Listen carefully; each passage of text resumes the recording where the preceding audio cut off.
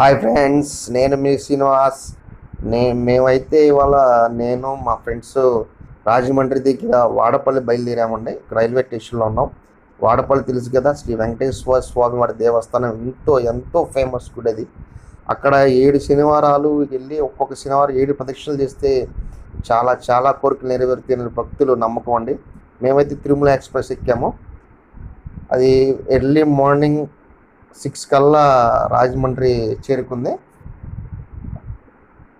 అక్కడి నుంచి బస్సు మార్గంలో రాజమండ్రి నుంచి నెంబర్ ఆఫ్ బస్సులు అండి. రైల్వే స్టేషన్ బయటికి వెళ్ళగానే నెంబర్ ఆఫ్ బస్సులు ఉంటాయండి. వాడపల్లి ఇదైతే గోదావరి బ్రిడ్జి. ఇది గోదావరి బ్రిడ్జి మీద ఉన్నాము. తిరుమల ఎక్స్ప్రెస్ ఇది.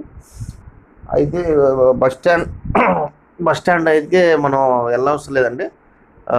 బస్సు ఎక్కేసేస్తే వాడపల్లి వెళ్ళిపోతాము. రాజమండ్రి నుంచి రైల్వే స్టేషన్ ముందే ఉంటాయి బస్సులు. ఇక చూడండి, ఇది వాడపల్లి వచ్చాం మనం. వాడపల్లి బస్సు దిగిన తర్వాత చూడండి, బైక్లు అయితే ఏమో చూడండి, అసలుకి ఖాళీ అంటే ఖాళీ లేదండి. మేమైతే శ్రావణ మాసంలో శనివారం రోజు వచ్చామండి. మేము అక్కడి నుంచి కొద్ది ముందుకు వచ్చేస్తే కేసిన్ కంఠశాల ఉంటుంది. ఇక్కడ మా ఫ్రెండ్స్ తలనీలాలు ఇచ్చారు. ఇలా స్ట్రైట్కి వెళ్తే గోదావరి అండి, స్నానాలు చేయడానికి.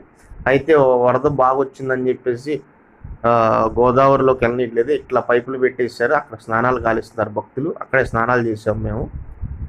స్నానాలు చేసిన తర్వాత ఇక్కడ పక్కనే వినాయకుడి స్వామి వారి దేవస్థానం ఉంటుంది. అక్కడ చక్కగా దండం పెట్టుకొని కొబ్బరికాయ కొట్టుకున్నాము.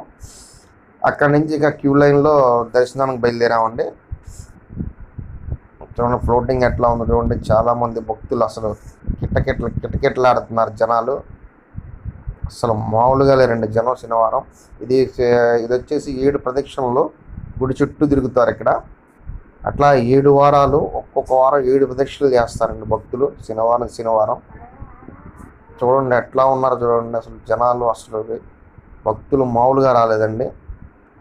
మీరు కూడా ఒక్కసారి వాడపల్లి వచ్చి శ్రీ వెంకటేశ్వర స్వామివారిని దర్శించుకొని స్వామివారి కృపకు పాత్రలు కావాల్సిన కోరుతున్నామండి. థ్యాంక్ యూ ఫ్రెండ్స్, నేను మీ శ్రీనివాస్.